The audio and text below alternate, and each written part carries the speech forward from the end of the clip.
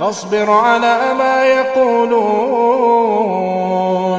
وسبح بحمد ربك قبل طلوع الشمس وقبل غروبها ومن آناء الليل فسبح وأطراف النهار لعلك ترضى ولا تمدن عينيك إلى ما متعنا به أزواجا منهم زهرة الحياة الدنيا لنفتنهم فيه ورزق ربك خير